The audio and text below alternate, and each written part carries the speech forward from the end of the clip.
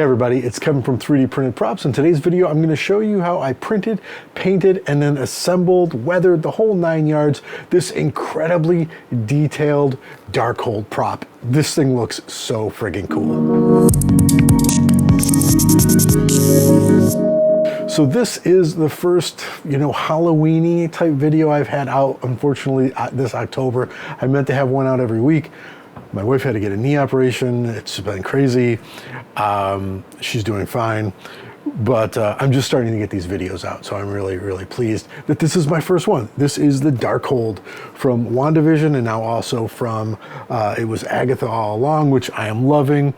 And this thing has so much detail. Yes, you still got to stick the paint job, but all the work was done right there. The detail on this thing is simply incredible. And of course, you can get this file over on my website, 3D Printed Props. It comes in a couple different versions, a solid version, sort of like this, and then in different plates where you can then, like the front cover, the back cover, and the spine, so you could print your own and then add paper in there. And there's been some really amazing cosplays. I'll pop a few up here where she's just kills it. She looks like Agatha, so it's perfect. But they did an amazing job with these files and what they did to it. So this is a really old print, I printed it a long time ago, I think when Wanda came out, and I never got around to putting it together. So since Agatha's on, I decided to get this thing out. So let's go ahead behind the fake wall, and I'm gonna show you how I put this sucker together. Okay, so this is how I started out. I had the front, back, and the spine, and this is one of the ways you can get the files on my site. You can also get it as a whole book. So one thing I didn't record was me actually saying, I don't want to use paper, I'm just going to glue in some pieces of thin plywood, and that's what I did.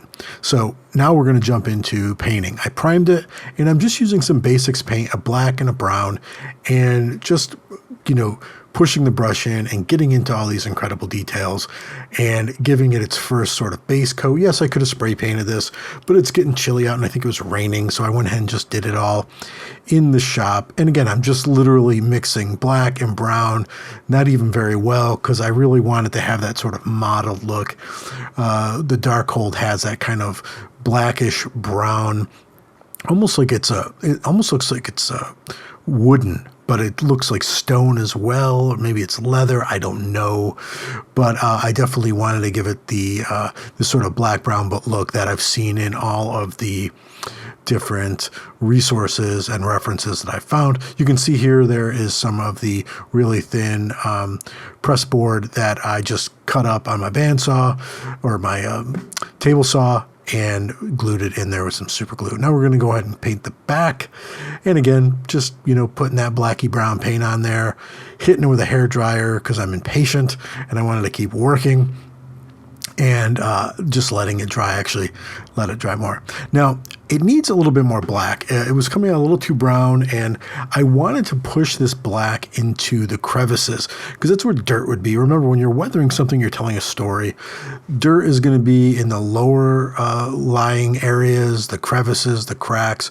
So I'm just sort of going around and not putting it everywhere, but I'm really pushing that black in. And then what we're going to do is we're going to go ahead and dry brush some more brown on it, like a burnt umber, to really help accentuate that brown.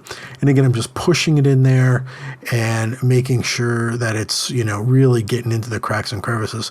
And now for the for the dry brushing, this is actually a makeup brush, and all the things I used will be in links below. And with dry brushing, you want to put just a little bit of brush on the paint. You want to rub it off maybe on a paper towel. That's actually a little bit too much paint on that one. But as you go along, it wears off a little bit more and you can get a really natural look. And I'm just going really lightly. I'm skating across just to hit those high points and leave the blacks and the browns in the lower areas, so you don't fill it all in. Obviously, you want that depth to really come out, and dry brushing is great for something that's got this much texture. And you can see this thing is crazy detailed. It's just a beautiful file to print. And again, the background doing the same thing, just a little bit of brush, a little bit of paint on that brush, skating across the highlights. And then if you're doing something like this and you get a little bit too much paint, like I did right there, just wipe it off with your finger or a paper towel, and you don't get too much going on. And you can see I had to use a paper towel there. Sometimes you get a little bit too much when you're doing dry brushing, and you can just get rid of that and start over.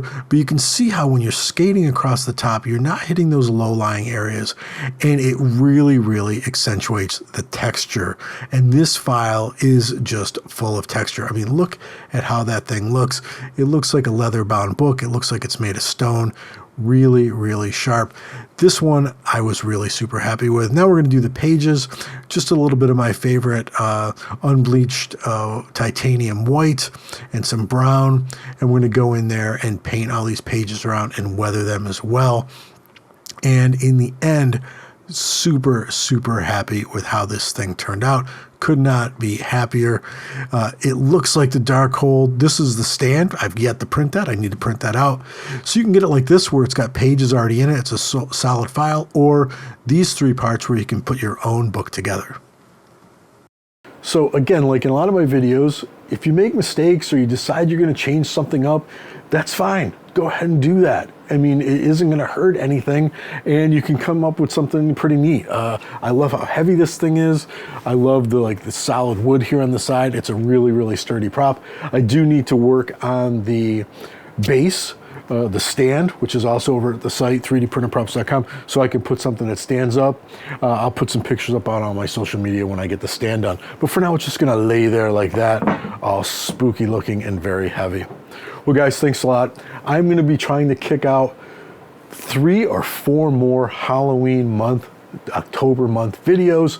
I wanna show off these shirts that I bought at the TerrorCon in Maryland. I love that show. The guy who makes these, he has like no social media, he doesn't have a website, but it's old school, sort of, he designs these things, and I love it. Look at the back of this thing. I've never seen this pose before of these characters. He put it together. You only ever see sort of this design, so I really love what he did. And I've got like 5 more shirts. I bought a lot of shirts from him, so I'm gonna wear them in all the videos. If you see him at a horror con, you see this kind of style shirt, please go ahead and take a look. I cannot remember his name. I feel terrible, but he does some amazing work. Speaking of work, if you want to see more of these videos, things I'm working on, go ahead, please click like and subscribe and hit the little bell. You'll know when all these Halloween videos are coming out. All right, guys, thanks a lot. This was a real fun one. I will see you in the next video.